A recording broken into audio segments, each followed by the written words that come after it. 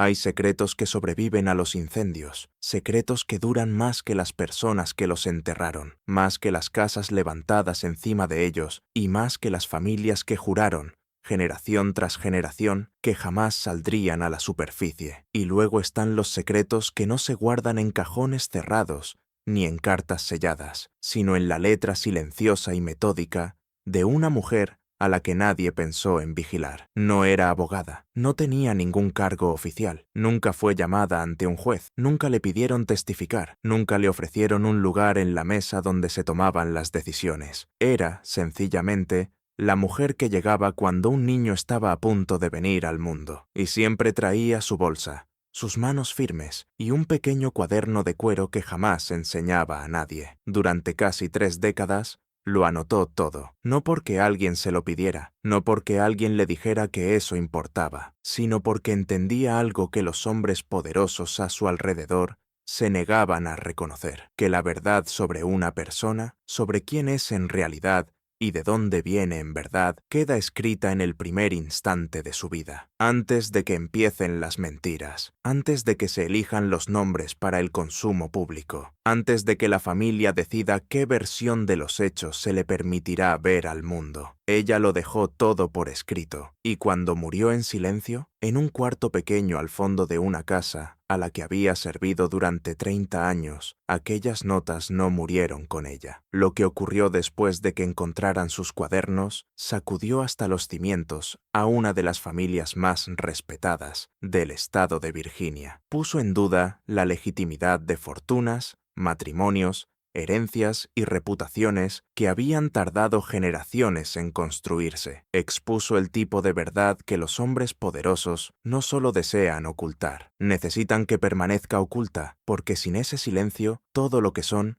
empieza a disolverse. Esta es la historia de Harriet Boss, partera, guardiana de registros y la mujer más peligrosa del condado de Albemarle, aunque nadie lo supo hasta que ella ya había desaparecido. Quédate con nosotros. Condado de Albemarle, Virginia, otoño de 1841. Las montañas Blue Ridge, en octubre, tienen una luz particular, ámbar y pálida al mismo tiempo, como si el sol ya estuviera preparándose para abandonar el valle durante otro invierno. Los caminos del condado de Albemarle, en esa estación, se convertían en barro después de las primeras lluvias, y los jornaleros que trabajaban en las propiedades más alejadas de las grandes haciendas aprendían muy pronto que ciertos sonidos viajaban más lejos en el aire frío, el golpe de las ruedas del carro contra los surcos helados, el ladrido de un perro respondiendo a otro a casi 1 kilómetro de distancia y el ritmo particular de una mujer caminando deprisa con una bolsa de cuero. Ese ritmo significaba que alguien estaba a punto de nacer. Harriet Boss tenía 41 años cuando llegó por primera vez a trabajar para la familia Lamford. No había nacido en el condado de Albemarle. Venía de un pequeño asentamiento al norte de Charlottesville, donde había aprendido su oficio de una mujer mayor llamada Agnes, una partera formada bajo la guía de un médico y convencida de que, muchas veces, la diferencia entre un niño vivo y uno muerto dependía de la limpieza, de la paciencia y de negarse a entrar en pánico. Agnes le había transmitido a Harriet sus conocimientos y sus hábitos con la misma seriedad con la que un artesano entrega sus herramientas a un aprendiz. Harriet no era una mujer corpulenta, era compacta y deliberada en sus movimientos, con unas manos siempre un poco ásperas por tanto lavarse. Era meticulosa con eso, más que la mayoría, y tenía un rostro que la gente describía una y otra vez en los años posteriores a su muerte, cuando alguien se molestaba en recordarla, como vigilante, no cruel, no frío, vigilante, como si siempre estuviera prestando atención a algo que iba un poco más allá de lo visible. Se había casado una vez, por poco tiempo, con un hombre llamado Carl Boss, que trabajaba en una curtiduría al norte del condado y que murió de fiebre en 1827, dejando a Harriet sin hijos, con una modesta herencia de herramientas y telas, y con un apellido que ella conservó porque ya era suyo y porque no veía motivo para entregarlo. No tenía familia en la zona, tenía, en cambio, una reputación. En un condado donde el parto estaba entre las principales causas de muerte de mujeres de cualquier posición social, una partera competente no era un lujo, era una necesidad. Los médicos de Charlottesville eran pocos, caros y con frecuencia imposibles de encontrar cuando el parto empezaba a las 2 de la madrugada, en medio de una tormenta de invierno. Harriet Boss sí estaba disponible. Cobraba una tarifa modesta a las familias que podían pagarla y nada a las que no podían. No hacía distinción entre la esposa de un dueño de plantación y la esposa de un arrendatario, al menos no dentro de la habitación del parto. Fuera de esa habitación, entendía perfectamente cómo estaba organizado el mundo, pero dentro, cuando una mujer luchaba por su vida y por la del hijo que llevaba dentro, Harriet era simplemente la persona que sabía qué hacer. Cuando la familia Lanford la llamó, llevaba casi 15 años ejerciendo y había asistido a más de 200 nacimientos. Los Lanford eran el tipo de familia alrededor del cual, según ellos mismos creían, se había construido el condado de Albemarle, y el condado, en gran medida, les permitía seguir creyéndolo. Su concesión original de tierras se remontaba al periodo colonial temprano, y las generaciones sucesivas habían ampliado la propiedad mediante compras, matrimonios y ese tipo de maniobra cuidadosa que suele pasar por suerte, cuando, en realidad, es estrategia. Para 1841, la hacienda Lanford,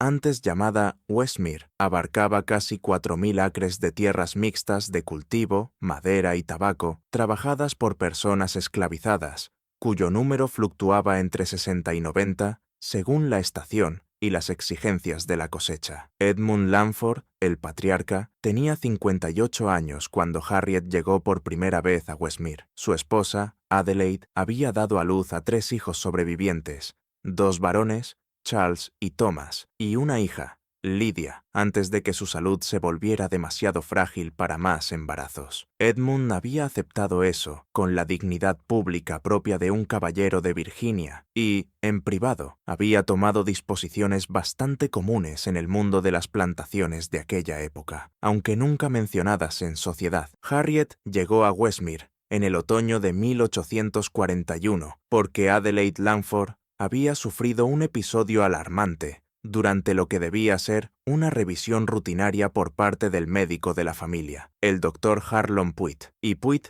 le había sugerido en voz baja a Edmund que contar con una partera residente, alguien capaz de atender la salud de la señora Lanford y de forma más amplia las necesidades de la población femenina de la casa, sería una medida prudente. Edmund aceptó. Hizo correr la voz a través de las redes del condado que conectaban a las familias ricas con los trabajadores domésticos especializados. Y, en menos de 2 semanas, Harriet Boss llegó a Westmere con su bolsa, su cuaderno y su rostro atento, y no volvió a marcharse durante 27 años. El cuaderno no tenía nada extraordinario a simple vista. Era un libro de cuentas común, del tipo que podía comprarse en cualquier tienda de artículos secos. Cubierta de cuero marrón oscuro, encuadernación cosida, páginas color crema de grosor medio. Harriet tuvo varios a lo largo de los años. Cada uno se iba llenando con el paso del tiempo y era sustituido por otro nuevo, mientras los anteriores quedaban guardados en una caja forrada de estaño que ella mantenía bajo su cama estrecha, en el pequeño cuarto junto a la cocina que era su espacio privado. Había empezado a llevar ese cuaderno mucho antes de llegar a Westmere. Agnes, su maestra,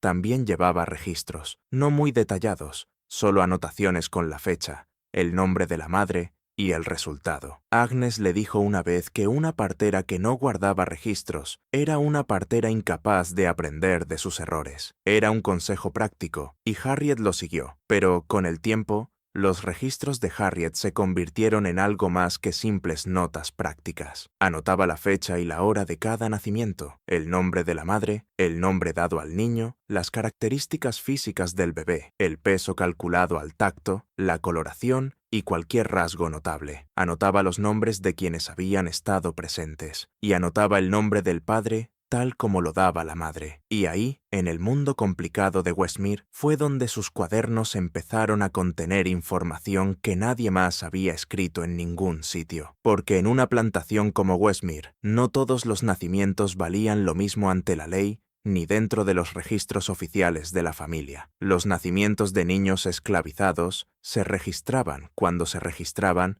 en los libros de la hacienda, como inventario de propiedad. Los nacimientos de niños blancos de mujeres blancas se registraban en Biblias familiares y, con el tiempo, en registros del condado. Pero los nacimientos que quedaban entre esas dos categorías, los hijos nacidos de relaciones que la ley no reconocía y que la familia no admitía, no quedaban registrados en ninguna parte, salvo en el cuaderno de Harriet. Ella no se propuso convertirse en una revolucionaria. No era una mujer de militancia política, al menos no de ninguna forma que expresara abiertamente. Era una profesional.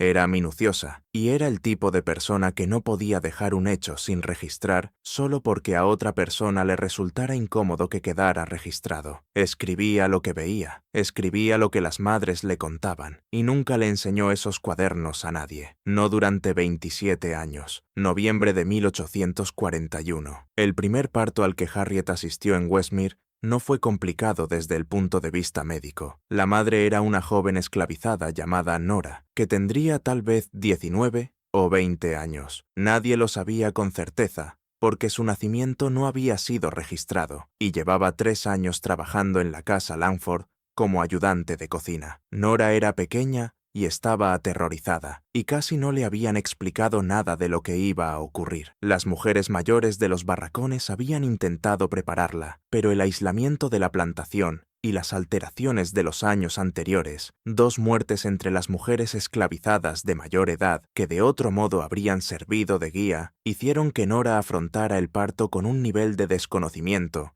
que convertía la autoridad serena de una partera en algo no solo necesario, sino profundamente significativo. Harriet pasó 7 horas con Nora. El bebé nació poco antes de la medianoche, sano, un niño, y Nora lloró de una manera que parecía contener tanto alivio como algo que Harriet reconoció como dolor, el dolor de una mujer que entendía perfectamente cuál iba a ser la vida de su hijo. Cuando la crisis inmediata pasó, y Nora ya descansaba, Harriet sacó su cuaderno a la luz de la única vela que le habían permitido y escribió la anotación. 14 de noviembre de 1841. Madre, Nora. Niño, varón, sano. Peso estimado de 7 libras. Aún no tiene nombre. Padre. Nombre ocultado por la madre en la primera pregunta. En la segunda pregunta, tras asegurarle mi discreción, la madre declaró E.L. Se detuvo después de escribir aquellas iniciales. Luego continuó. La madre expresó miedo. Le ofrecí tranquilidad. El niño fue dado a luz sin complicaciones. Madre e hijo, en buen estado al momento de mi salida. Cerró el cuaderno y lo guardó en su bolsa. E.L. era Edmund Langford. No fue exactamente una sorpresa. Una mujer que se movía por el mundo de las grandes casas de plantación aprendía pronto a leer las corrientes que corrían por debajo de la superficie. ¿Quién cedía ante quién? ¿Quién evitaba la mirada de quién? ¿Quién recibía un trato discretamente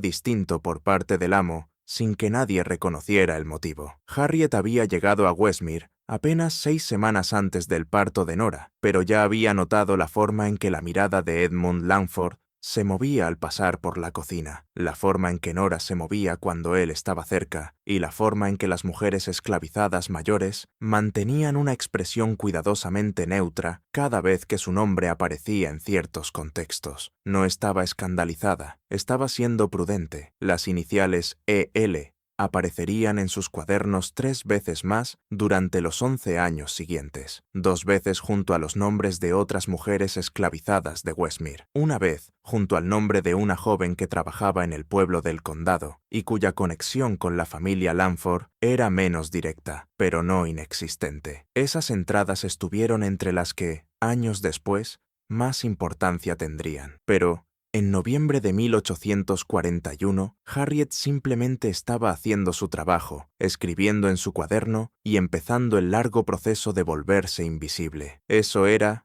a su manera, una estrategia deliberada, no una conspiración consciente. Harriet no era estratega en sentido político, pero sí dominaba cierta habilidad. Había aprendido al principio de su carrera que una partera que lograba volverse indispensable y discreta era una partera a la que se le permitía entrar en habitaciones, conversaciones y momentos que otros extraños nunca llegaban a ver. No buscaba ese acceso con ningún propósito oscuro. Lo buscaba porque le permitía hacer mejor su trabajo. Pero, con el tiempo, ese acceso se acumuló, los cuadernos se llenaron y la información que contenían se transformó en algo cuyo peso Harriet quizá no comprendió del todo hasta mucho más tarde. Atendió la salud continua de Adelaide Langford durante el otoño y el invierno. Estableció una rutina en Westmere. Se levantaba temprano, preparaba los suministros médicos y los remedios de hierbas que formaban el núcleo práctico de su oficio, atendía las llamadas que llegaban desde la casa o desde los barracones y mantenía los estándares de limpieza que Agnes le había inculcado. Comía en la cocina, dormía en su pequeño cuarto y hablaba con todo el mundo con educación, y con casi todos, brevemente. Según todos los testimonios, era extraordinariamente buena en su trabajo. Adelaide Langford sobrevivió al invierno y recuperó suficiente fuerza para que, en primavera, el Dr. Puit expresara una satisfacción sincera. Las mujeres esclavizadas de los barracones, que habían temido durante años el parto, descubrieron que la presencia de Harriet alteraba aquella experiencia de maneras que no habían esperado. No la volvía segura exactamente, porque nada relacionado con el parto en aquel tiempo y lugar era seguro, pero sí la acompañaba con un cuidado y una competencia que marcaban la diferencia entre la vida y la muerte, con más frecuencia de la que el puro azar habría permitido. Edmund Langford le pagaba el sueldo sin quejarse. Harriet anotó, en una breve observación personal escondida entre las entradas de su segundo cuaderno, que era un hombre que valoraba la eficacia por encima de casi todo, y lo bastante perspicaz como para reconocerla cuando la veía. No hablaba con ella a menudo. Ella no era el tipo de empleada que merecía conversación, pero cuando sí lo hacía, había en su atención una cualidad de evaluación que le dejaba claro que él entendía exactamente lo útil que ella resultaba. Ella también entendía algo sobre él, pero lo escribió en el cuaderno y guardó el cuaderno bajo llave, dentro de su caja, debajo de la cama. Charles Langford tenía 22 años en 1845 y ya se parecía a su padre en algo más que lo físico. La misma manera deliberada de moverse por una habitación, el mismo hábito de pausar antes de hablar, la misma calidad de atención que hacía sentir a los demás que estaban siendo medidos en lugar de simplemente observados. Había sido educado en parte en casa y en parte en una pequeña universidad de Richmond y había regresado a Westmere con la confianza fácil de un hombre al que le han dicho desde la infancia que el mundo que lo rodea existe, en cierto sentido fundamental, para su beneficio. Se casó en la primavera de 1845. Su esposa era Eleanor Hall, hija de una familia moderadamente próspera de un condado vecino, una mujer delgada, de modales cuidados, y con una expresión que Harriet, al verla por primera vez en la boda, clasificó como compuesta y vigilante al mismo tiempo. No vigilante a la manera de Harriet. Harriet observaba para obtener información. Eleanor percibió casi de inmediato. Observaba para detectar peligro. Su primer hijo llegó a principios de 1847. Un niño, nacido limpiamente y sin crisis, en una noche fría de enero, mientras Charles Langford paseaba por el pasillo al otro lado de la puerta. Harriet escribió la anotación: Madre, Eleanor Langford, de soltera Holt. Niño, varón, sano. Nombre dado: Edmund Holt Langford, en honor al abuelo. Padre, Charles Langford. Esposo. Parto sin complicaciones. Madre e hijo en buen estado. Se detuvo, como hacía siempre, para pensar si había algo más que anotar. No lo había en este caso. Todo en aquel nacimiento era exactamente lo que parecía ser. El segundo hijo llegó en 1849. Una niña a la que pusieron Catherine. También fue un parto sencillo. Eleanor Langford no era una paciente fácil. Era orgullosa y contenida, de una manera que hacía difícil aceptar la ayuda de otra mujer. Pero físicamente era fuerte, y los partos salieron bien. Thomas, el hermano menor de Charles, era otro tipo de hombre. Donde Charles era mesurado, Thomas era volátil, aunque no violentamente, sino con una inquietud que se expresaba en entusiasmos repentinos y decepciones repentinas, en planes que florecían con brillo durante 6 meses y luego morían por falta de constancia. Había marchado al oeste durante una temporada, había regresado, había intentado establecer una empresa propia en el borde de la propiedad Langford y finalmente se había instalado en un papel de administración nominal que no satisfacía a nadie, y menos que nadie, a él mismo. Thomas era también, anotó Harriet en privado, un hombre que bebía más de lo que le convenía y que, en los años posteriores a su regreso del oeste, pasó largos periodos en una pensión de Charlottesville bajo circunstancias que la familia Langford comentaba con el lenguaje elíptico que los virginianos educados utilizaban para aquello que no podían nombrar directamente. En 1851, Thomas se casó con una mujer llamada Vivian Carr, una viuda 7 años mayor que él y con hijos de su primer matrimonio. La familia Langford no aprobó del todo la unión. Edmund padre había querido un enlace que aportara tierras o dinero a la hacienda, y Vivian Carr no llevaba ni una cosa ni la otra. Pero Thomas, en uno de sus raros episodios de firme determinación, se negó a dejarse convencer de lo contrario, y Edmund, ya en sus últimos 60 años y cada vez más cansado, cedió. Vivian Carr Langford le resultó interesante a Harriet, de un modo que ni siquiera en sus cuadernos logró expresar de inmediato. Era una mujer competente. Resultaba evidente que había manejado su primer hogar tras la muerte de su primer marido, con eficacia y sin quejarse. Era amable con el personal doméstico de una manera que demostraba conciencia de las diferencias sociales, pero no desprecio. Tenía el aspecto de alguien que había aprendido pronto que sobrevivir exigía prestar muchísima atención a las necesidades de los demás y encontrar la forma de responder a ellas antes de que se las pidieran. Era, en resumen, el tipo de mujer que Harriet comprendía. No se hicieron amigas. La arquitectura social de Westmere no permitía ese tipo de relación directa entre una partera y la esposa del hijo menor, pero con los años apareció entre ellas una cualidad de reconocimiento mutuo. Se entendían sin decirlo, como mujeres que habían atravesado paisajes difíciles siendo útiles, prudentes y subestimadas. Vivian tuvo con Thomas un hijo, un niño llamado Robert, en la primavera de 1852. Harriet asistió al parto y escribió la entrada en su cuaderno con la misma minuciosidad que aplicaba a todo. Madre, hijo, detalles físicos, padre, Thomas Langford, esposo. No dudó en esa anotación. No había nada en lo que había observado que la complicara, pero dejó constancia, en un breve comentario personal que rara vez se permitía en aquellos registros, de que el estado físico de Vivian Langford, en el momento del parto, sugería que el embarazo había sido difícil, no en un sentido médico, sino en algún sentido interior que Harriet había aprendido a reconocer sin poder nombrarlo con exactitud. El tipo de dificultad que no proviene de la resistencia del cuerpo, sino de algo que una mujer carga y que no es el niño. Guardó esa impresión en el fondo de su mente, junto a un centenar de percepciones a medio formar, y siguió con su trabajo. En 1853,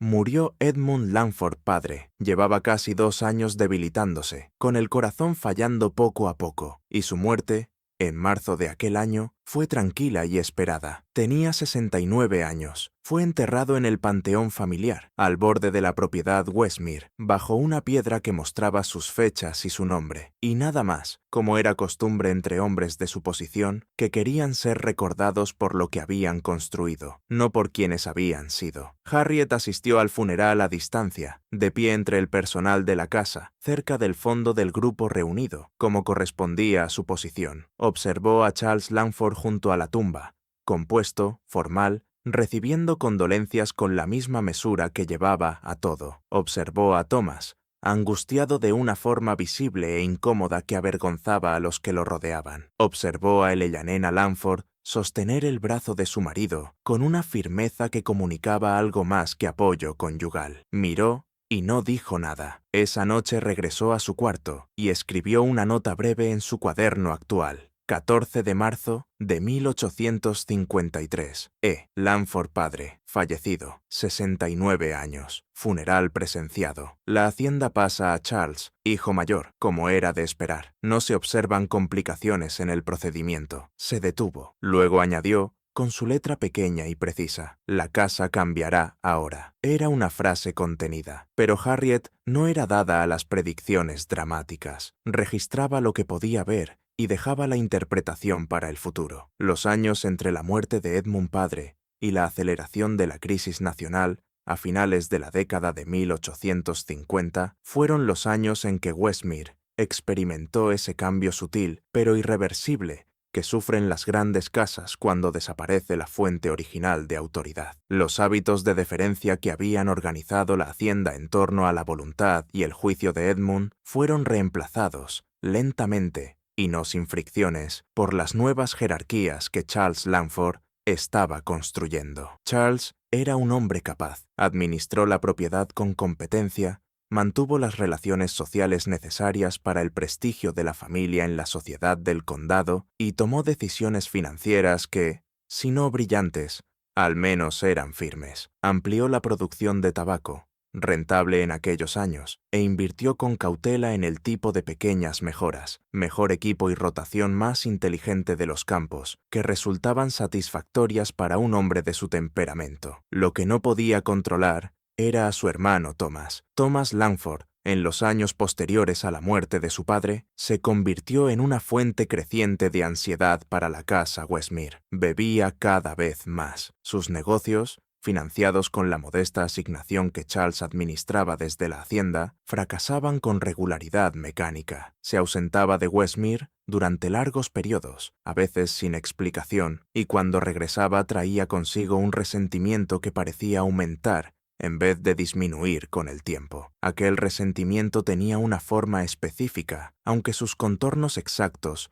no fueran visibles de inmediato para todos los que lo presenciaban. Thomas había recibido una parte menor de la herencia que Charles. Era la práctica normal para los hijos mayores, y Edmund padre no había hecho ninguna disposición especial para cambiarlo. Y, en algún punto del camino, Thomas decidió que aquello no era una costumbre, sino una injusticia, y que Charles no era simplemente el beneficiario de una convención, sino el arquitecto de su privación. Que ese resentimiento estuviera justificado o no es el tipo de pregunta que solo quienes están dentro de una familia pueden responder, y quienes están dentro de las familias rara vez responden con honestidad. Lo que Harriet podía observar desde su posición era el efecto. Un hombre que había sido inquieto volviéndose cada vez más amargado, y un hermano que había sido mesurado volviéndose cada vez más vigilante. De la forma en que las personas prudentes se vuelven vigilantes cuando perciben que algo se acerca hacia ellas y todavía no logran identificarlo. Vivien Langford observaba todo con la expresión que Harriet había catalogado años antes, compuesta, atenta, discretamente calculadora. En 1857 ocurrió algo que Harriet registró con un cuidado inusual. Fue llamada a finales de agosto de ese año a una pequeña propiedad situada en el borde del condado de Albal, una granja arrendada que no tenía conexión formal con Westmere, pero cuyos ocupantes Harriet ya había atendido antes. La mujer en trabajo de parto se llamaba Margaret, de apellido Deer. Tendría unos 25 años. No estaba casada según los registros del condado y llevaba cerca de un año viviendo en aquella granja. El parto fue sencillo. El niño era un varón, sano. Harriet escribió la entrada y luego escribió el nombre del padre, no porque Margaret lo hubiera ofrecido por su cuenta, sino porque Harriet, con el método que había desarrollado durante 15 años asistiendo partos por todo el condado, notó lo que siempre notaba: las cualidades físicas del niño, las cosas que una mujer entrenada para observar y registrar no podía pasar por alto. Preguntó en voz baja y sin juzgar, como siempre preguntaba. Margaret Dyer se lo dijo. El padre era Thomas Langford. Harriet lo escribió en el cuaderno, cerró la tapa y recorrió de regreso las 3 millas hasta Westmere en la luz temprana de la mañana, cargando su bolsa y el peso de lo que ahora sabía. Y no alteró su expresión ni su manera en lo más mínimo cuando llegó a la puerta de la cocina y comenzó la rutina de la mañana. Guardó la entrada en la caja con las demás y siguió observando. 2 años después, a comienzos de la primavera de 1859, Vivien Langford acudió al cuarto de Harriet ya entrada la noche, más tarde de lo habitual para cualquier visita, y con una actitud cuidadosamente casual que, para quien prestara atención, comunicaba exactamente lo contrario. Le preguntó a Harriet, con la manera oblicua en que la gente formula las cosas que no puede preguntar de forma directa, si alguna vez había atendido a una mujer llamada Margaret Dyer. Harriet respondió que había atendido a muchísimas mujeres por todo el condado, y que consideraba confidenciales sus registros. Vivian asintió despacio, le dio las gracias por su tiempo y se marchó. No había recibido una respuesta exacta, pero Harriet sintió que había obtenido suficiente confirmación para orientar sus siguientes pasos. Cualesquiera que fueran esos pasos, Harriet no sabía entonces qué pretendía Vivian. Guardó la visita en el fondo de su mente, junto a las otras observaciones que había acumulado y que todavía no comprendía del todo. Luego se durmió y por la mañana siguió con su trabajo. Para entender lo que Vivian Langford estaba haciendo en aquellos años, ayuda a entender en qué se había convertido su posición dentro de la casa Westmere. Después de 7 años de matrimonio con Thomas, ella no era técnicamente una mujer pobre. La asignación de Thomas, aunque menor que la que administraba Charles, bastaba para una vida moderada. Robert, su hijo, estaba sano y creciendo. Tenía un lugar en la mesa de los Langford en las cenas,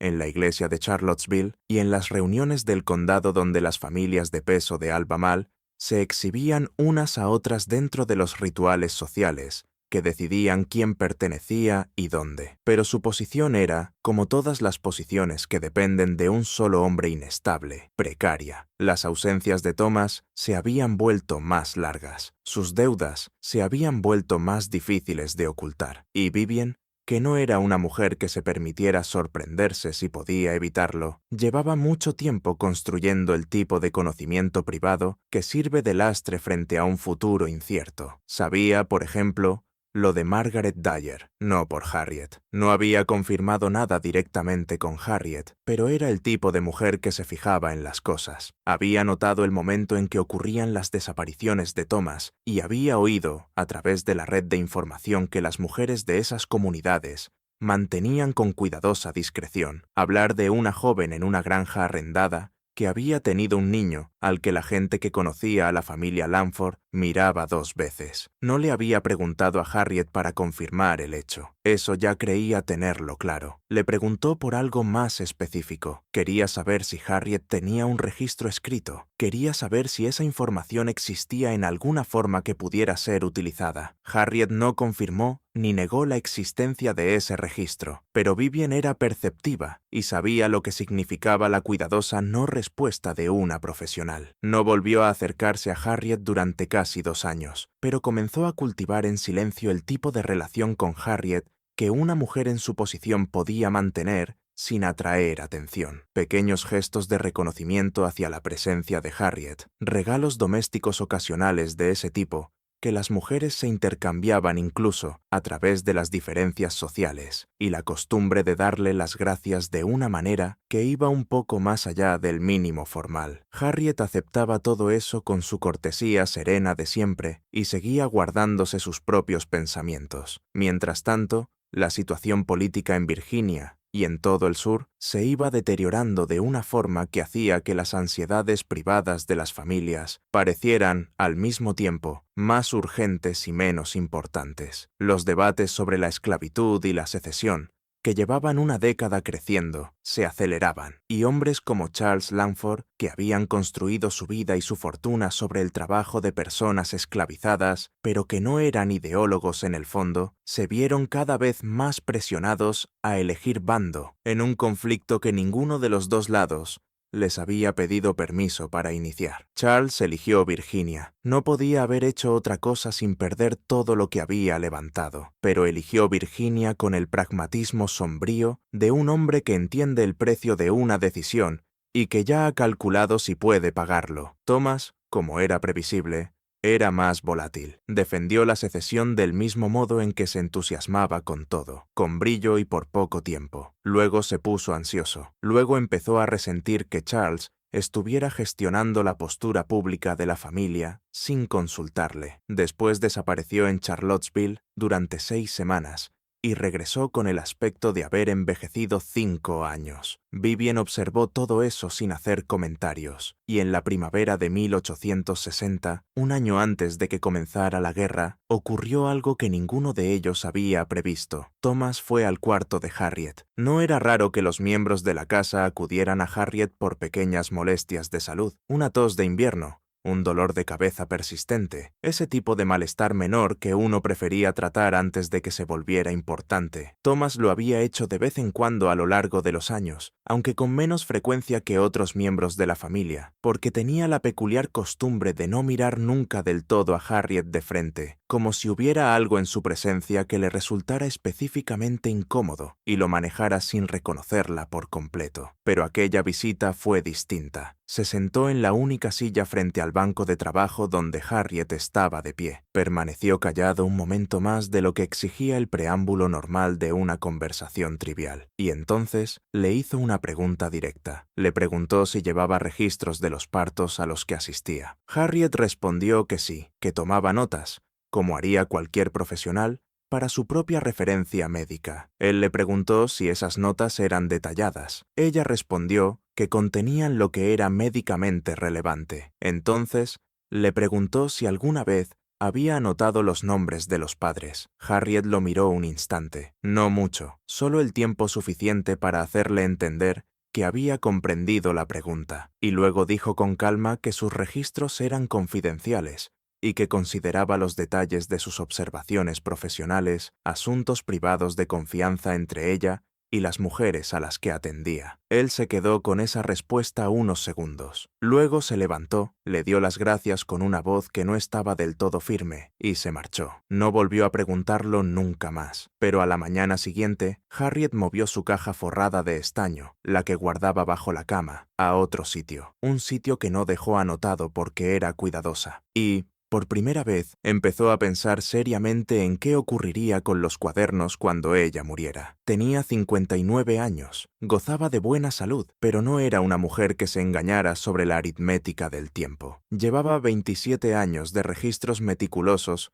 guardados en aquellas cajas. Tenía la verdad sobre muchísimos nacimientos, incluidos nacimientos que la gente poderosa a su alrededor habría preferido con todas sus fuerzas que no hubieran quedado documentados en ninguna parte. Pensó en quemar los cuadernos. Lo pensó en serio durante varias semanas, y luego decidió no hacerlo. En aquellos años no estaba del todo segura de por qué había tomado esa decisión. Se dijo a sí misma que era una cuestión de principio profesional, el mismo principio que había llevado a Agnes a insistir en conservar registros, el mismo principio que hace que cualquier profesional serio mantenga documentación de su trabajo. No estaba mal llevar registros. Nunca lo había estado. Lo incorrecto estaba en los hechos que ella había registrado, no en el acto mismo de registrarlos. Pero había algo más, algo que le costó más reconocer ante sí misma. Había pasado casi 20 años viendo lo que ocurría cuando se permitía que la verdad sobre ciertas cosas simplemente desapareciera, cuando los partos a los que había asistido se trataban como si nunca hubieran sucedido, cuando los niños a los que había ayudado a venir al mundo terminaban archivados en inventarios de propiedad o enterrados en registros del condado bajo nombres que borraban su verdadero origen, cuando las mujeres que le habían confiado cosas en la intimidad difícil del parto quedaban solas cargando esos secretos, sin siquiera la pequeña dignidad de que la verdad hubiera quedado escrita en alguna parte. No iba a quemar los cuadernos. Encontraría una forma de asegurarse de que sobrevivieran. La guerra lo rehizo todo. Esta no es una historia sobre la guerra. La historia ya avanzaba hacia su destino antes de que se disparara el primer tiro en Fort Sumter. Pero la guerra fue el paisaje a través del cual se desarrollaron los actos restantes, y su peso cambió la textura de cada decisión que vino después. Westmere no sufrió la devastación física que visitó otras propiedades de Virginia. No fue incendiada, no fue ocupada durante mucho tiempo, no fue despojada sistemáticamente de su ganado y sus reservas, como ocurrió más al sur durante ciertas campañas. Charles Langford había manejado sus relaciones con las autoridades militares de ambos bandos, con la misma competencia fría que aplicaba a todo. Y aunque la hacienda perdió trabajadores, caballos y una parte de la cosecha en cada año de la guerra, conservó su estructura básica. Lo que cambió en Westmere fue la gente, los trabajadores esclavizados en los años caóticos de la guerra y luego durante la ruptura formal de la emancipación, se marcharon por oleadas. Algunos lo hicieron temprano, cuando las fuerzas de la Unión comenzaron a moverse por la región. Otros, en los meses posteriores a la proclamación, y otros no se fueron hasta casi el final, cuando el marco legal confirmó por fin lo que el impulso de la guerra ya había dejado claro. Su partida dejó a Westmere sin suficiente mano de obra, con los campos reduciéndose temporada tras temporada y con una situación financiera que se deterioraba como ocurre con toda gran empresa agrícola,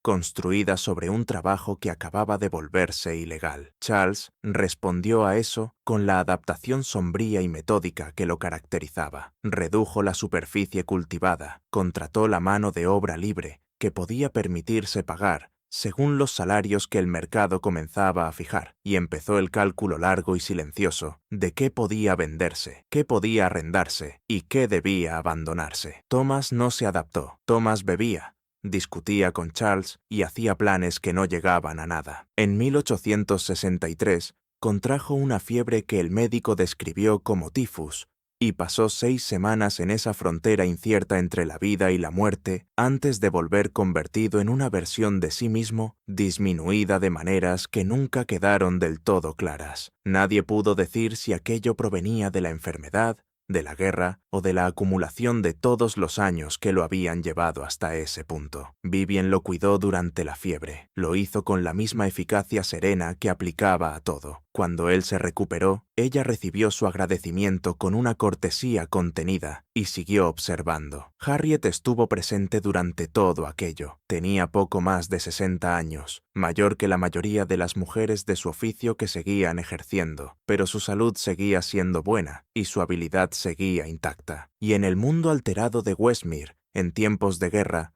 donde la oferta habitual de atención médica se había reducido todavía más por la marcha de jóvenes médicos al servicio militar, su presencia valía más que nunca. Atendió 5 nacimientos en Westmere durante los años de la guerra. Uno fue el de la esposa de un jornalero contratado que había llegado a la propiedad como parte de la fuerza de trabajo de Charles, después de la emancipación. Los otros 4 fueron de mujeres que habían sido esclavizadas en Westmere y que, en la transición de aquellos años, ocupaban una posición intermedia y complicada que las categorías legales de libertad y esclavitud no alcanzaban a describir del todo. Harriet registró los 5 nacimientos en sus cuadernos. Los registró con la misma minuciosidad de siempre, y en 2 de esas entradas volvió a anotar nombres de padres, información que llegaba del mismo modo que siempre, en voz baja y en confianza, durante las horas del parto, cuando las barreras sociales normales se aflojaban por un momento. Aquellos nombres no eran los que ella esperaba escribir. Uno de ellos era un nombre que ya había escrito antes. Esa noche cerró el cuaderno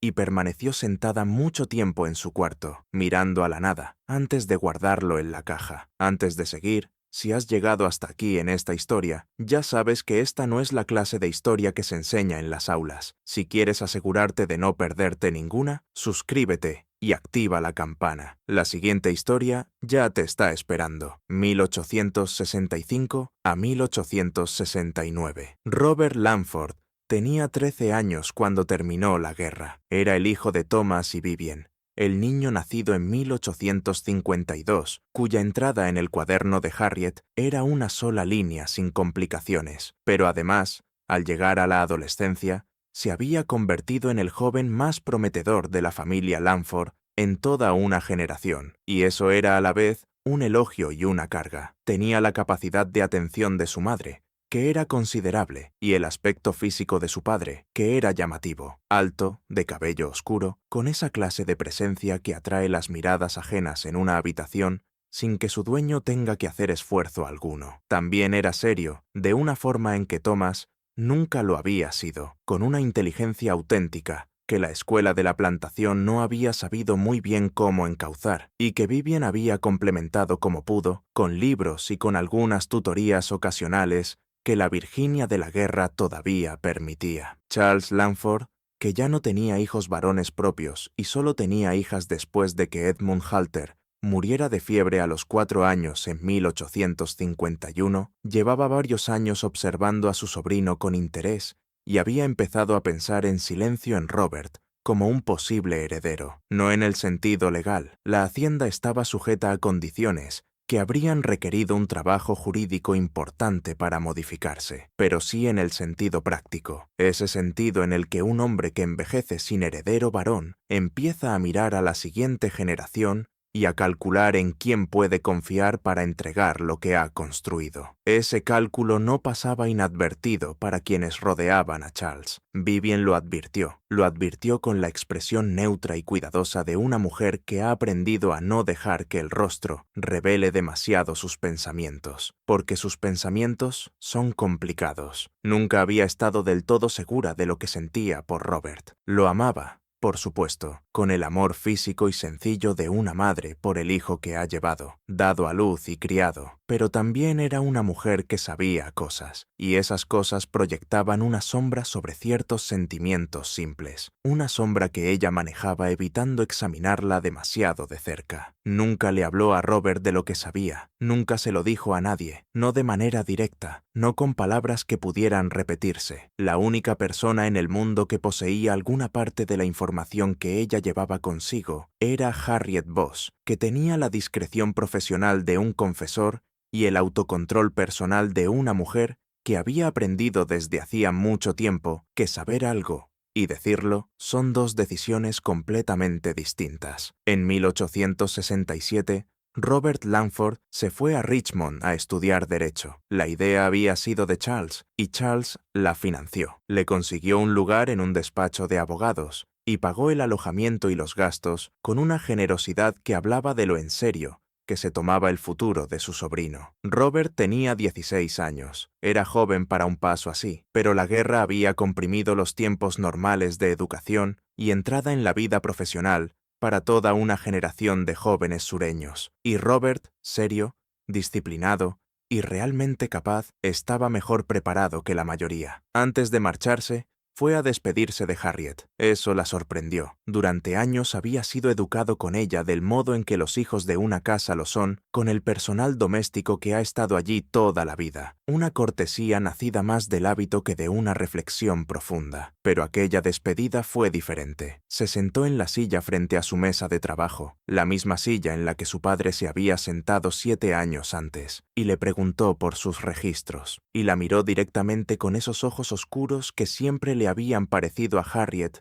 demasiado cargados para un muchacho de su edad. Dijo que quería hacerle una pregunta. Ella respondió que podía hacerla. Él dijo que había oído a lo largo de los años que Harriet guardaba registros de los nacimientos a los que asistía. Dijo que no quería entrometerse y que no quería conocer detalles concretos. Solo quería saber si eso era verdad. Ella respondió que sí, que era verdad. Él guardó silencio un momento. Luego dijo: «Creo que usted ha visto cosas en esta casa que nadie más habría dejado por escrito. Y creo que eso importa. No sé exactamente por qué le estoy diciendo esto, pero quería que supiera que le agradezco que sea tan cuidadosa». Harriet lo miró durante un largo instante. Entonces respondió, con mucho cuidado, que siempre había intentado hacer su trabajo con integridad y que se alegraba si eso había sido de utilidad. Él asintió, se levantó y le estrechó la mano, algo que ningún joven de su posición había hecho jamás con Harriet. Luego se marchó. Ella permaneció sentada mucho tiempo después de que él se hubiera ido. Después sacó el cuaderno que estaba usando y escribió una breve nota, no sobre un nacimiento, sino para sí misma, la única de ese tipo que escribió en toda su vida. Robert se ha ido hoy a Richmond. Es cuidadoso, está observando, es hijo de Vivien. Se detuvo. Luego añadió: puede que sea el único en quien pueda confiar. Después cerró el cuaderno y lo guardó. 1869 a 1871. Charles Langford murió en el otoño de 1869 de una afección cardíaca que se había manifestado poco a poco y que, cuando se volvió urgente, solo pudo manejarse con descanso y con una reducción gradual del trabajo que había definido su vida durante 30 años. Tenía 56 años. Murió como había vivido, metódicamente, sin alboroto, después de haber puesto en orden sus asuntos con la minuciosidad que lo caracterizaba durante los meses previos al final. Su testamento fue leído en diciembre de 1869, en el Salón de Westmere, por el abogado de la familia, un hombre llamado Willis Cramer, que llevaba 15 años sirviendo a los Langford y que leyó el documento con la expresión neutra y profesional de quien ha dado suficientes noticias buenas y malas como para haber aprendido a calibrar el rostro. El contenido del testamento era sencillo en su diseño general y complicado en sus detalles. La hacienda, lo que quedaba de ella, que era bastante menos que los 4.000 acres de los años anteriores a la guerra, porque la guerra y sus consecuencias habían obligado a ventas y recortes que habían reducido Westmere a poco menos de 1.800 acres, fue dejada en su totalidad al hijo de Thomas Langford, Robert, con la condición de que completara su formación jurídica y regresara al condado de Albemarle a administrar la propiedad y los intereses asociados en un plazo de 3 años desde la muerte de Charles. El legado destinado a las hijas de Charles, Catherine, y una hija menor llamada Margaret, nacida en 1854, era considerable en términos monetarios, pero no incluía la tierra, que era el elemento concreto que definía la identidad Langford dentro de la arquitectura social del condado. Thomas no recibió nada más allá de lo que ya venía recibiendo de la asignación de la hacienda, una disposición que reconocía, sin decirlo de forma explícita, lo que Charles había concluido sobre la capacidad de su hermano para administrar algo de valor duradero. La reacción de Thomas ante la lectura no fue exactamente explosiva. Los años, la enfermedad, la bebida y la larga erosión de su propia personalidad lo habían desgastado demasiado como para producir el estallido dramático que la situación habría provocado en un hombre más fuerte y más entero. En lugar de eso, se quedó muy quieto y muy pálido, y la cualidad de esa quietud comunicaba algo que Harriet, observándolo desde la puerta de la habitación contigua, donde le habían pedido que esperara por si la señora Langford necesitaba algo, reconoció como esa forma específica de rabia que no tiene a dónde ir. Thomas salió del salón sin hablar. Aquella noche, Vivien volvió al cuarto de Harriet, se sentó en la silla y permaneció callada un momento. Luego le dijo a Harriet que necesitaba hablar con ella de algo que llevaba mucho tiempo acercándose. Harriet esperó. Vivien dijo que iba a pedirle algo que no tenía derecho a pedir, que sabía que no tenía derecho a pedirlo, y que, aún así, lo pedía porque la situación había llegado a un punto en el que la información que Harriet guardaba era lo único que podía proteger a Robert. Harriet preguntó, ¿proteger a Robert de qué? Vivien respondió, de Thomas. No explicó nada más, y no hacía falta. Harriet llevaba 27 años observando a la familia Langford, y no había pasado esos años distraída. Entendía lo que Vivien quería decir con proteger. Entendía de qué sería capaz un hombre como Thomas, acorralado por las circunstancias, por la herencia, y por la confirmación final de su propio empequeñecimiento, si encontraba una forma de impugnar el testamento, de cuestionar su fundamento, de tirar de un hilo legal que pudiera deshacer lo que su hermano había organizado. También entendió qué era exactamente lo que Vivien le estaba pidiendo. Le estaba pidiendo los cuadernos, no todos, no los 27 años completos de nacimientos, padres y anotaciones cuidadosas, solo ciertas entradas específicas, entradas que establecían ciertos hechos sobre ciertas personas y que, en manos de un joven abogado, que además era el heredero nombrado y que además era Robert Langford, podían convertirse en el tipo de documentación incontestable que haría muy, muy difícil una impugnación legal. Harriet permaneció callada durante mucho tiempo. Luego le hizo a Vivien una pregunta que nunca había hecho directamente a nadie. Preguntó, ¿por qué importa tanto? ¿Qué va a encontrar Thomas si mira? Vivien la miró con la expresión firme de una mujer que llevaba 18 años cargando una piedra. Dijo, ¿sabes lo que encontrará? Tú lo registraste. Lo has tenido en tu caja durante 18 años. Silencio. Robert hay que protegerlo. Harriet miró la pared. Luego preguntó, muy en voz baja, si Robert lo sabía. Vivien dijo que no, que Robert no lo sabía, y que no quería que lo supiera si podía evitarse. Quería neutralizar la amenaza,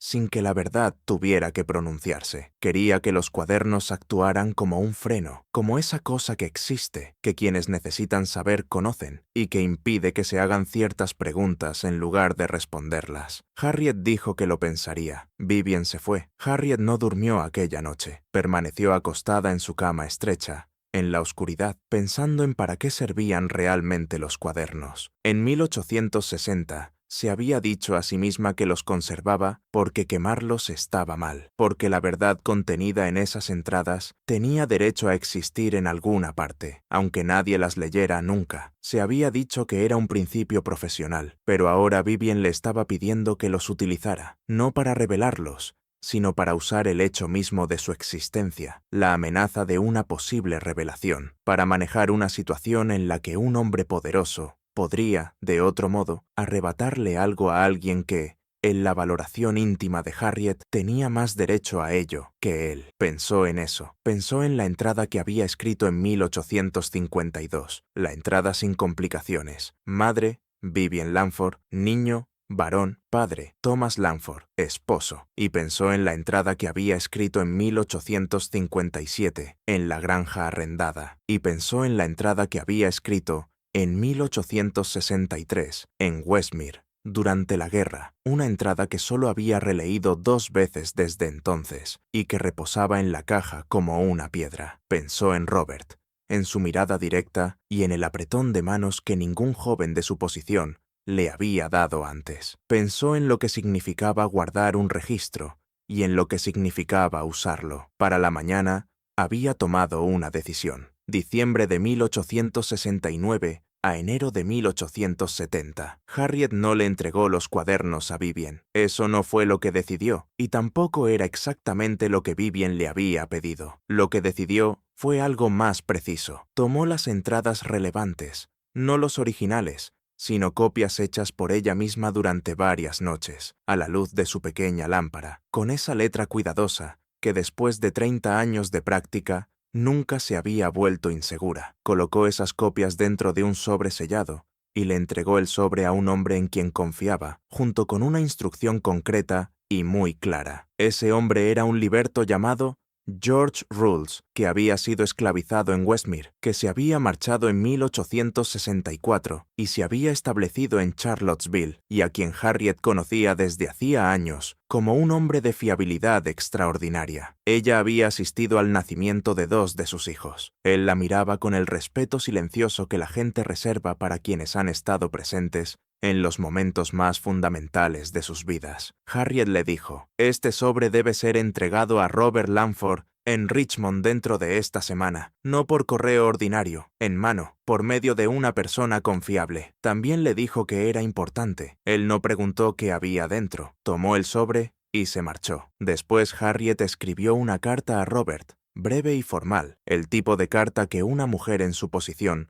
podía escribir a un hombre en la suya, sin despertar comentarios. Decía solamente que esperaba que él estuviera bien, que su madre estaba bien y que quizá recibiría una comunicación procedente de una fuente de confianza, una comunicación que ella esperaba que tratara con la máxima discreción. No decía nada más. Envió la carta por correo y luego esperó. 3 semanas después, recibió una nota de Robert, también breve y también cuidadosa, que decía solamente: «He recibido lo que fue enviado. Comprendo su importancia. Puede estar segura de que lo manejaré de forma adecuada. Y gracias, señorita Harriet». Harriet quemó la nota. Volvió a guardar los cuadernos originales en la caja, en su nuevo escondite, y siguió con su trabajo. Nunca supo en detalle qué ocurrió en Richmond durante aquellas semanas. Más tarde lo dedujo a partir de la secuencia de los hechos, del mismo modo en que uno deduce el curso de una corriente escondida por la forma de los árboles que crecen encima. Thomas Langford, que había estado consultando en silencio con otro abogado sobre la posibilidad de impugnar el testamento de su hermano, retiró esas consultas en febrero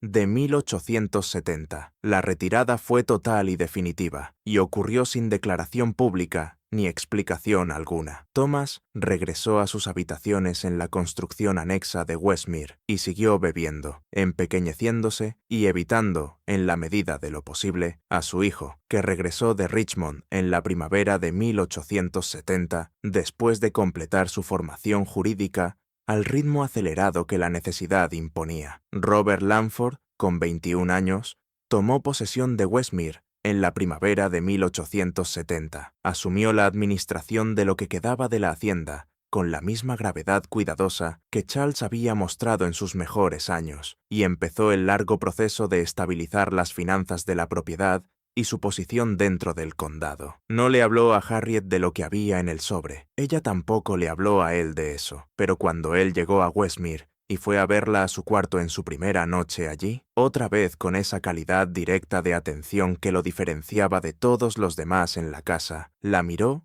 y le dijo: «Usted ha mantenido a esta familia honesta cuando la familia no podía mantenerse honesta por sí sola. No sé cómo pagarle eso». Harriet respondió: «No tiene que hacerlo, solo administre bien la hacienda». Él dijo que lo intentaría. Ella le creyó. Todavía hay más en esta historia, y lo que viene ahora no es lo que estás esperando. Antes de seguir, comparte esto con alguien a quien le guste la historia que corta así de hondo. Estas historias sobreviven gracias a oyentes como tú. 1870 a 1872. Thomas Lamford no aceptó su situación en silencio. Eso no estaba en su naturaleza, y los años, la enfermedad y la bebida no habían cambiado tanto su naturaleza como habían arrancado las capas exteriores de autocontrol que antes, aunque imperfectamente, la contenían. Lo que hizo no fue dramático, no hubo enfrentamiento, no hubo acusación pública, no hubo ninguna escena teatral de revelación. Lo que hizo fue lo que hacen los hombres pequeños y disminuidos cuando han sido arrinconados y no tienen recursos para un ataque directo. Habló con gente en Charlottesville, habló con hombres en la taberna y en el tribunal del condado, con esa manera elíptica y cuidadosa con la que habla la gente cuando quiere lanzar una acusación sin asumir sus consecuencias. Insinuó cosas. Sugirió que la disposición del testamento era irregular. Dejó caer, sin afirmarlo nunca, siempre insinuándolo, que existían circunstancias alrededor del nacimiento de Robert, alrededor de la cuestión de quién había sido exactamente su padre, que podrían alterar ciertas valoraciones si se examinaban como correspondía. Aquello era peligroso. Era el tipo de discurso que, en la Virginia del periodo inmediatamente posterior a la guerra, se movía dentro de un campo minado de ansiedades enfrentadas sobre raza, herencia y el nuevo paisaje legal de un estado que, técnicamente, seguía bajo el gobierno de la Reconstrucción y todavía no había resuelto del todo lo que todo eso significaba para el orden social que lo había definido durante 2 siglos. Lo que Thomas estaba insinuando, con ese lenguaje delicado de insinuación, era esto, que el padre de Robert tal vez no había sido Thomas Lamford, que la cuestión de su filiación no estaba tan cerrada como parecía, que si alguien examinaba con cuidado las circunstancias de su nacimiento, podría encontrar cosas. No se equivocaba al decir que había cosas que encontrar. Se equivocaba en cuáles eran esas cosas. Esa diferencia entre lo que Thomas creía que había en los cuadernos de Harriet y lo que realmente había en ellos es la ironía central de toda la historia. Y es el tipo de ironía que solo se vuelve visible cuando se mira hacia atrás. Thomas había pasado años temiendo lo que Harriet sabía. Había ido a su cuarto en 1860 y le había preguntado por sus registros, precisamente porque temía que ella hubiera documentado su relación con Margaret Dyer y el niño nacido de esa relación. Una documentación que Vivien podría usar, que un tribunal podría considerar y que podría crear complicaciones legales para su posición, ya de por sí precaria. Su miedo era el miedo a sus propios secretos, pero la entrada del cuaderno de Harriet, que Vivien había utilizado para proteger a Robert, la entrada que Robert recibió dentro de aquel sobre sellado en Richmond, no trataba sobre los secretos de Thomas, trataba sobre otra cosa, trataba sobre un nacimiento en Westmere, en 1863, durante la guerra, cuando la casa había sido despojada de su personal habitual y las presiones extraordinarias del tiempo de guerra habían alterado el paisaje del comportamiento de maneras que las reglas sociales de la paz habían mantenido reprimidas. Trataba de quién había acudido al cuarto de Harriet una noche concreta, a finales de 1862, para pedirle que guardara silencio sobre algo. Y trataba de qué nombre había escrito Harriet, con su letra pequeña, precisa y serena, al lado de una entrada de nacimiento que nadie más había registrado. Thomas Lamford no sabía nada de esa entrada, nunca lo había sabido. Su miedo a los cuadernos de Harriet se basaba en una valoración general correcta de la minuciosidad de Harriet, pero en una valoración específica equivocada sobre lo que ella había escrito en realidad. Lo que Thomas estaba insinuando en Charlottesville era que Robert podía ser ilegítimo en el sentido que más habría importado dentro del orden social de Virginia, que su sangre quizá no era del todo la que el apellido Langford exigía. No era específico, no podía permitirse serlo, porque la especificidad exige pruebas, y él no las tenía. Pero la insinuación bastó para moverse por ciertos círculos sociales con la virulencia silenciosa y persistente de un rumor. Robert se enteró de todo. Su reacción no fue la que Thomas había imaginado. En lugar de pánico, negación o una explosión furiosa que hubiera dado fuerza al rumor, Robert se quedó muy quieto, muy sereno y extraordinariamente metódico. Se puso en contacto con Willis Kramer, el abogado de la familia, y mantuvo con él una serie de reuniones cuyo contenido no quedó registrado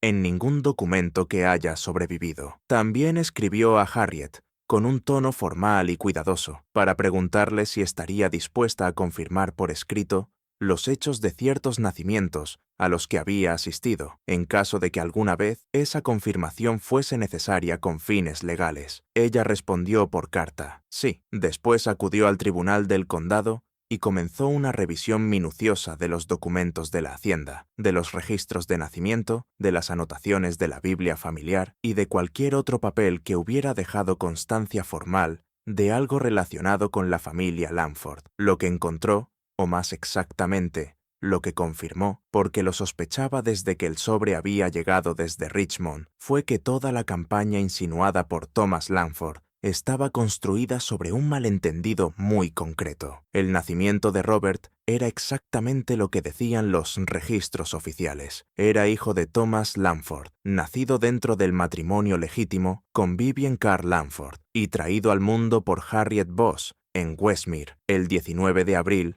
de 1852. La entrada en el cuaderno de Harriet era clara y no dejaba lugar a dudas, pero el cuaderno también contenía, en una anotación anterior, una que Thomas jamás había imaginado que existiera, la verdad sobre quién había sido en realidad el padre del niño, nacido de Margaret Dyer en 1857. No Thomas, Charles Langford, el patriarca cuidadoso, metódico y moralmente respetable, había estado involucrado con Margaret Dyer en algún momento de 1856 o principios de 1857, exactamente del modo en que Harriet lo había documentado. Charles, el mismo Charles, cuyo testamento había dejado todo a Robert. Charles, cuya reputación era el cimiento sobre el que Thomas levantaba toda su campaña de insinuaciones, ese contraste implícito entre el abuelo del heredero legítimo y las supuestas irregularidades que Thomas pretendía sugerir. Si esa entrada del cuaderno de Harriet salía a la luz, no destruiría a Robert. El nacimiento de Robert estaba documentado de manera incuestionable. Destruiría el legado de Charles y, una vez destruido el legado de Charles, se derrumbaría por completo todo el marco moral que Thomas estaba intentando utilizar. Esa idea de que el lado respetable de la familia estaba colocando a su propio muchacho para quedarse con lo que, según él, pertenecía por derecho a Thomas. Thomas había estado amenazando con tirar de un hilo, pero el hilo del que tiraba estaba unido a la credibilidad de su propia familia. Robert, que había leído las copias de las entradas de Harriet y entendía perfectamente lo que contenían, se sentó y escribió una carta a su tío. La carta era breve. No formulaba acusaciones explícitas, no citaba textualmente los cuadernos de Harriet, simplemente observaba, con el lenguaje cuidadoso de una mente entrenada en derecho, que una impugnación del testamento requeriría introducir ciertas pruebas sobre la historia de la familia y que esas pruebas, una vez llevadas a un procedimiento legal, quedarían sujetas a un examen que podría resultar revelador de maneras que nadie dentro de la familia desearía. Envió la carta por mensajero privado. Thomas la recibió, la leyó y no respondió. Y también dejó de hablar. 1872 a 1875. El silencio que siguió a la retirada de Thomas no fue el silencio de una resolución, fue el silencio de una familia que había contemplado toda la magnitud de lo que llevaba dentro y que había llegado a un acuerdo colectivo, tácito, para apartar la mirada. La familia Langford no era única en eso. La mayoría de las familias de su posición y de su historia estaban construidas sobre capas de supresión, sobre la convicción de que el pasado debía ser administrado, de que la memoria era un recurso que debía curarse y controlarse, no un registro al que se acudiera libremente. Habían aprendido esa habilidad a lo largo de generaciones y ahora la aplicaban con la eficacia de una práctica muy antigua. Thomas murió en la primavera de 1874. Tenía 52 años. Su muerte fue atribuida a los efectos acumulados de la fiebre tifoidea que había sufrido en 1863 y a los años de bebida que vinieron después. Fue enterrado en el panteón familiar de los Lamford, a cierta distancia de la piedra de Edmund padre, y la familia se reunió junto a la tumba con esa expresión solemne y privada que la gente lleva cuando está enterrando algo más complicado que el simple dolor. Vivien lo sobrevivió durante muchos años. Permaneció en Westmere, en las habitaciones que habían sido suyas desde el matrimonio, y ocupó una posición dentro de la casa que, en sentido formal, era ligeramente indefinida. Era la madre de Robert, pero no la señora de la hacienda, que cada vez era más administrada por Robert y, después de 1873, también por la esposa de Robert, una mujer llamada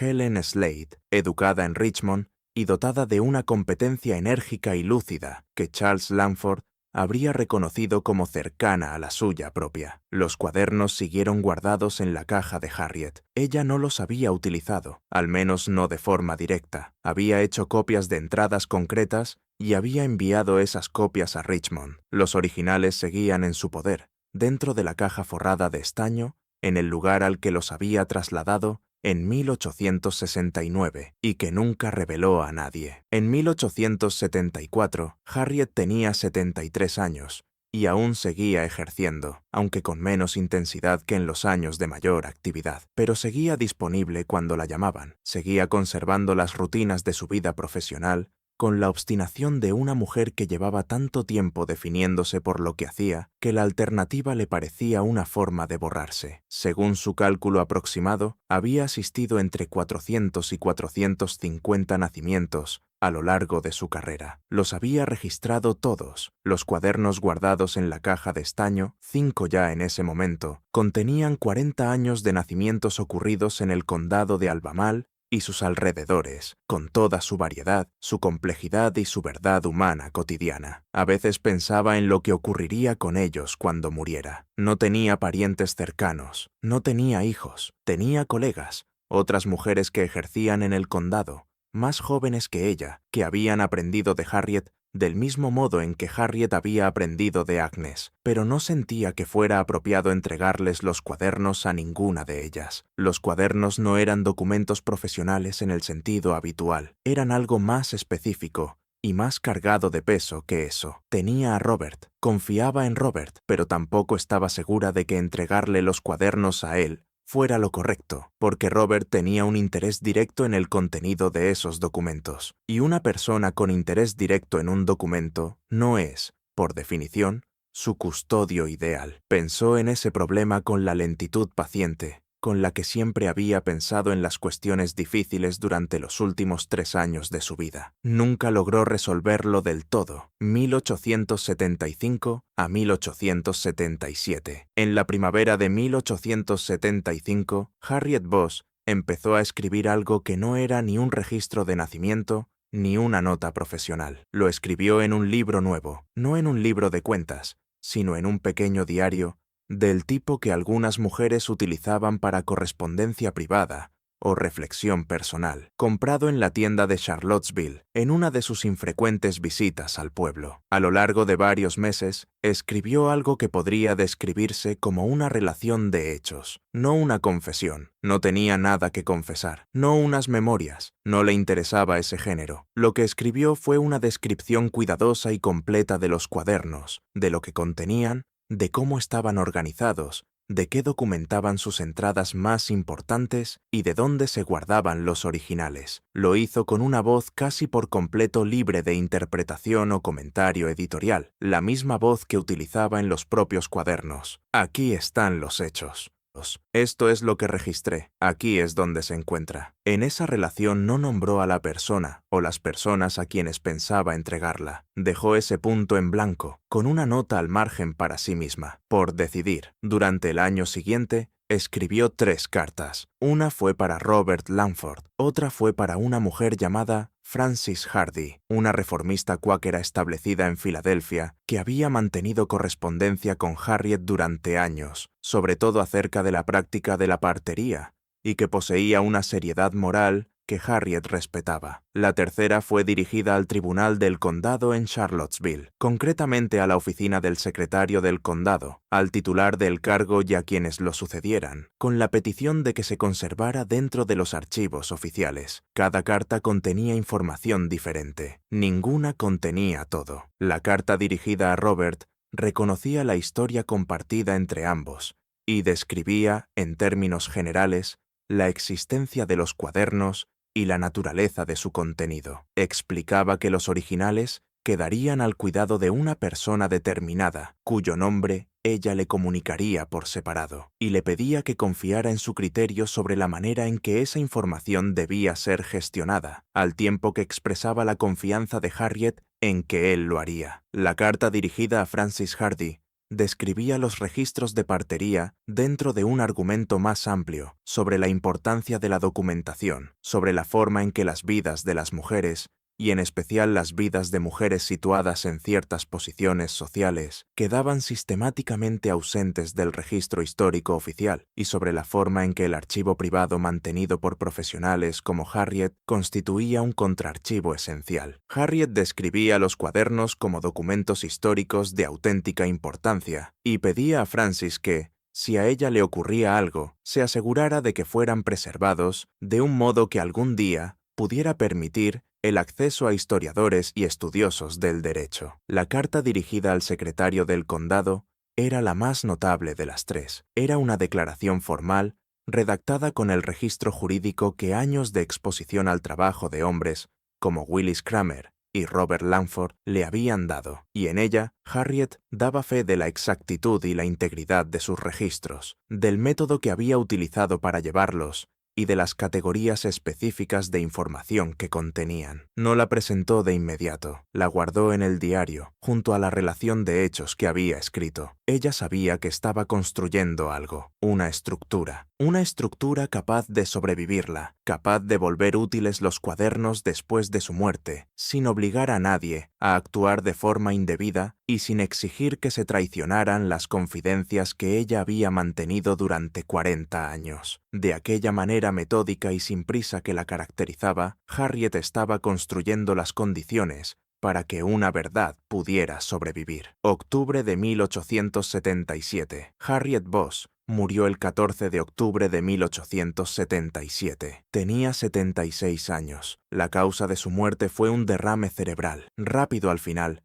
el tipo de muerte que las mujeres prácticas, después de pasar décadas viendo a otros luchar a través de finales mucho más largos, casi parecen organizarse para sí mismas, como si el cuerpo, entrenado en la eficiencia por años de uso, extendiera esa misma eficiencia al momento de marcharse. Había permanecido en Westmere hasta el final, o no exactamente en Westmere, sino en la pequeña casa que Robert le había preparado a mediados de la década de 1870, cuando se hizo evidente que su salud requería más comodidad de la que jamás había ofrecido el cuarto junto a la cocina. Era una casa modesta, en media acre a un lado de la propiedad, con un dormitorio verdadero, una sala y una cocina, y era el primer espacio que había sido completamente suyo. La había organizado en los últimos años de su vida con la minuciosidad de siempre. Sus suministros médicos estaban inventariados y etiquetados. Sus archivos de correspondencia estaban ordenados cronológicamente. Su biblioteca profesional, modesta pero cuidadosamente seleccionada, aparecía listada en un papel pegado dentro de la cubierta del primer libro, y la caja forrada de estaño,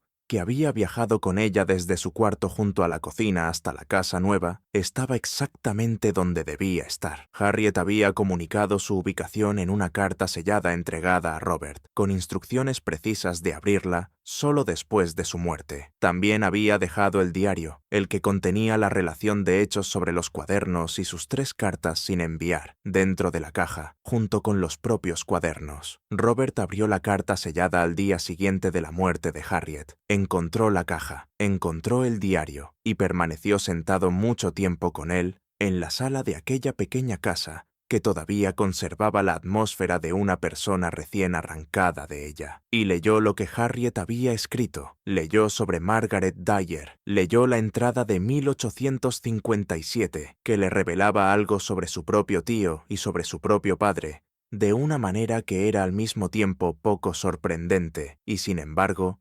dolorosamente nueva por estar documentada. Leyó la entrada de 1863, aquella que ya conocía por las copias enviadas a Richmond, pero leer el original era distinto. El original estaba escrito con la mano de Harriet, con esa letra pequeña, precisa y sin prisas, y eso volvía el hecho más real de una manera que él no había anticipado. Leyó por primera vez la entrada sobre Nora en noviembre de 1841. Leyó las iniciales ELI, pensó en su abuelo, en la piedra del panteón familiar, en el hombre que había organizado todo ese mundo del que Robert era ahora responsable. Permaneció mucho rato en silencio, y entonces hizo lo que Harriet, a su manera indirecta, le había pedido que hiciera. Envió la carta a Francis Hardy. No se limitó a reenviarla. Añadió una nota suya en la que daba fe de la fiabilidad de Harriet y de la importancia histórica de aquellos registros, y pedía a Francis que actuara como considerase adecuado para garantizar su preservación. También envió la carta al Tribunal del Condado, de nuevo acompañada por una nota suya, identificándose como albacea de la herencia de Harriet y certificando la validez legal de los documentos. Los originales se quedaron en su caja, guardados dentro de un armario cerrado con llave en la oficina de la Hacienda en Westmere, y allí permanecieron. No le dijo a su madre lo que había dentro de la caja. No era necesario. Vivien Langford tenía 63 años y llevaba 31 años administrando el conocimiento que cargaba consigo, y no necesitaba que nadie le explicara cuánto pesaba. Tampoco se lo dijo a su esposa. Todavía no. En aquellas primeras semanas posteriores a la muerte de Harriet, Robert no tenía claro qué iba a suceder exactamente. Solo sabía que algo había cambiado, que la mera existencia de los cuadernos, que durante 20 años había actuado como una amenaza silenciosa al fondo de la vida familiar, se había vuelto ahora algo más formal, más visible, más legible y más disponible para el mundo exterior a los cálculos privados de los Langford. Y tenía razón en eso. Algo iba a ocurrir. Lo que no sabía era cómo ni cuándo. Francis Hardy era una mujer que entendía el valor de la documentación de una manera propia de su comunidad y de su época. La tradición abolicionista cuáquera había construido, durante décadas antes de la emancipación, sus argumentos morales sobre la cuidadosa acumulación de testimonios, registros y pruebas. El argumento contra la esclavitud siempre había sido, en parte, un argumento de papel. Estos son los hechos, puestos por escrito por testigos, disponibles para ser examinados. Cuando la carta de Harriet llegó a Filadelfia, Francis la leyó con la atención concentrada de una mujer que llevaba mucho tiempo esperando una confirmación de ese tipo. Gracias a años de correspondencia con Harriet, ya sabía que la partera del condado de Albemarle conservaba registros inusuales. Sospechaba que esos registros contenían información de valor histórico y quizá también legal. Lo que no había sabido hasta entonces era hasta qué punto Harriet había documentado, y al leer la carta,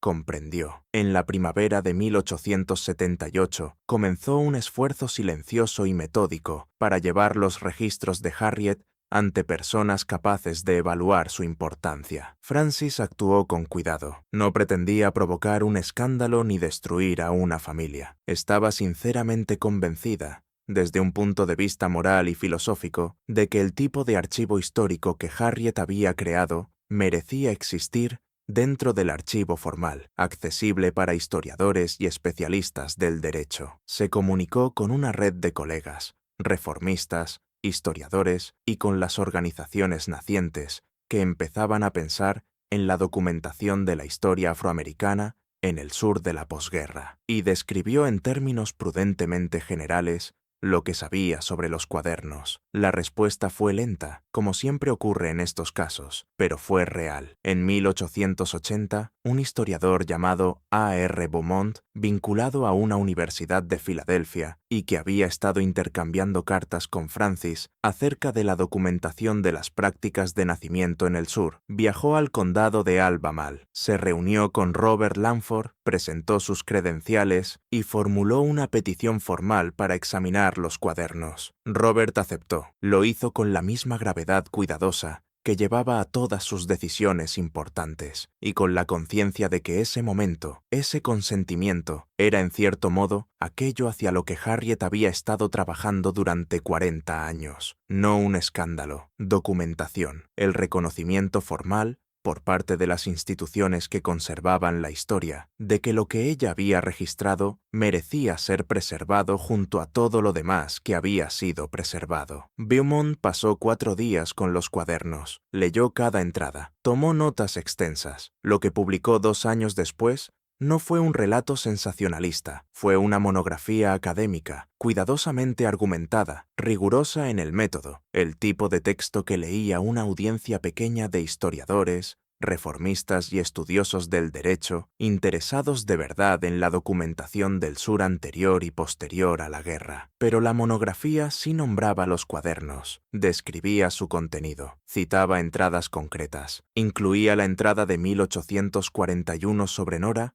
y las iniciales E.L. Incluía la entrada de 1857 sobre Margaret Dyer. No incluía, en cambio, la entrada de 1863. Robert había pedido una sola redacción, una sola omisión, y Beaumont aceptó bajo el entendimiento de que el original quedaría preservado dentro de los registros del condado y estaría disponible para futuros investigadores. La monografía circuló dentro del pequeño mundo de la investigación histórica seria. Fue reseñada en 3 revistas académicas. Una de esas reseñas fue reimpresa en un periódico de Filadelfia. Ese fragmento periodístico fue reimpreso a su vez en un diario de Richmond, y desde Richmond llegó hasta Charlottesville, 1882 a 1883. La reacción en el condado de Albemarle ante la noticia de que los cuadernos de una partera muerta habían sido publicados en una monografía de Filadelfia no fue uniforme. Hubo personas que lo descartaron por completo, viejas familias cerrando filas como hacen las viejas familias, tratando la documentación del comportamiento de sus antepasados como si fuera un ataque a su propia dignidad. Hubo también quienes reaccionaron con cautela,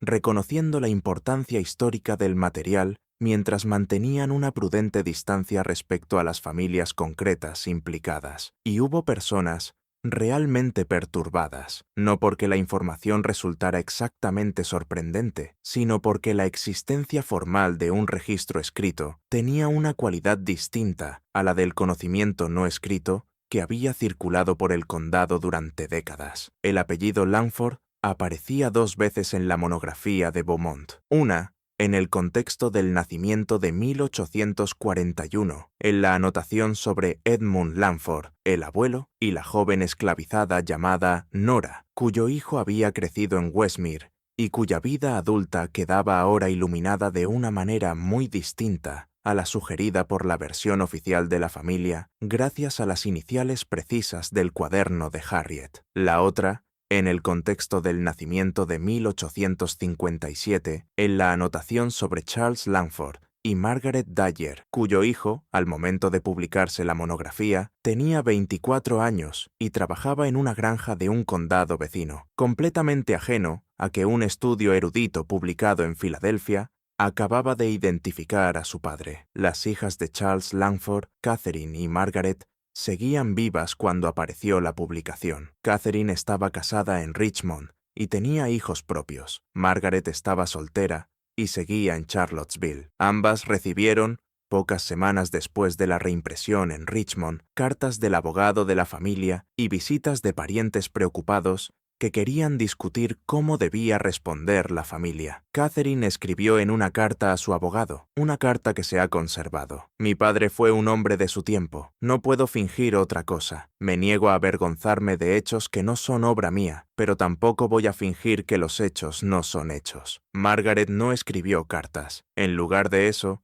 visitó Westmere por primera vez en varios años y se sentó con Robert y con Vivian en el salón donde, 13 años antes, Willis Cramer había leído el testamento de Charles Langford. Lo que se dijo en aquella habitación no quedó registrado, pero después Margaret regresó a Charlottesville y comenzó discretamente a hacer arreglos para conocer al joven que vivía en la granja vecina. Su nombre era James Dyer. Tenía 24 años y poseía los ojos firmes de su padre y el sentido práctico de su madre. Y cuando Margaret Langford apareció en su puerta y se presentó, James la observó durante un largo momento antes de decir, me preguntaba cuándo vendría alguien. Él ya lo sabía, no por ningún documento, ni por la monografía de Beaumont, que aún no había llegado hasta él. Lo sabía del modo en que los niños de las comunidades rurales saben cosas que los adultos han intentado ocultarles, sin lograrlo del todo, intuitivamente, a través de la acumulación de pequeñas incoherencias y miradas de reojo que terminan organizándose en una comprensión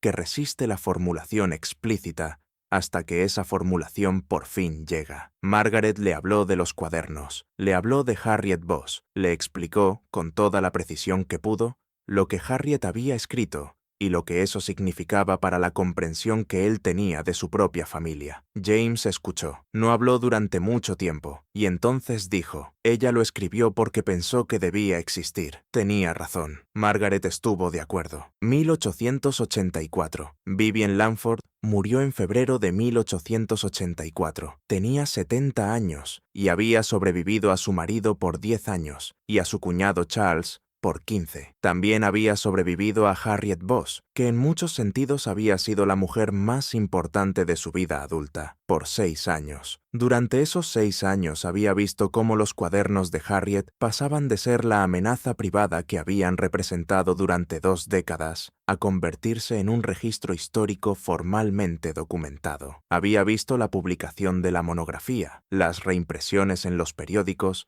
y las conversaciones familiares que se desencadenaron después. Había visto a Robert gestionarlo todo con la firmeza que ella había dedicado 30 años a cultivar silenciosamente en él, y se había permitido sentir algo que rara vez se permitía sentir en toda su plenitud, la satisfacción de ver un plan llevado hasta el final, no su plan. Era cuidadosa con esa distinción, incluso en sus pensamientos más íntimos. El plan de Harriet, o quizá ni siquiera un plan. Exactamente. Más bien una práctica profesional sostenida con tanta consistencia y con tanta integridad durante tantos años, que al final se había convertido en algo más grande que cualquier decisión individual. Vivian había cargado durante 30 años con un conocimiento que nunca había compartido de manera directa con nadie, salvo de formas oblicuas e insinuadas. Había utilizado ese conocimiento una sola vez, en 1870, para proteger a su hijo de una amenaza construida sobre un malentendido profundamente irónico. Con todo lo demás, había vivido, con el peso completo de lo que sabía, de lo que eso significaba para la familia en la que se había casado, a la que había servido y de la que había sobrevivido durante 3 décadas. En los últimos meses de su vida,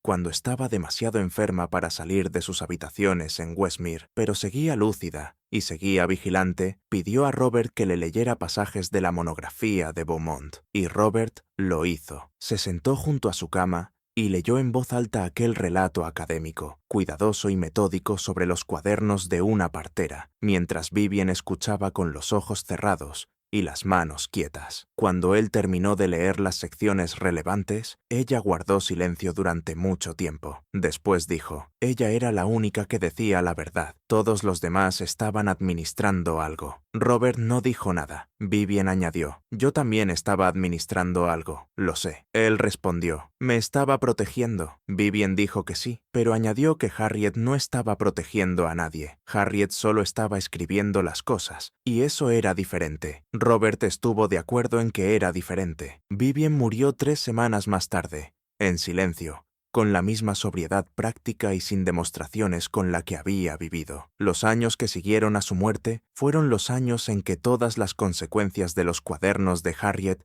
empezaron a avanzar a través de la familia Langford y del conjunto de la comunidad del condado de Albemarle, del mismo modo, lento y paciente, en que avanzan siempre las verdades documentadas, no mediante explosiones dramáticas, sino a través de una reorientación gradual de lo que la gente sabía y de lo que estaba dispuesta a reconocer que sabía. El hombre que terminó teniendo la respuesta más sostenida a la publicación de los cuadernos no fue un Langford, fue James Dyer, el hijo de Margaret Dyer y Charles Langford, el mismo que le había dicho a Margaret Langford, con esa franqueza sin adornos propia de quienes han vivido toda su vida en el borde de las familias poderosas, y no dentro de ellas, que Harriet había hecho bien en dejarlo por escrito. Durante la década de 1880, James Dyer se convirtió en una especie de historiador informal de la historia social del condado de Albemarle. No era un académico ni un investigador profesional, sino un hombre que había desarrollado un interés concreto y profundamente motivado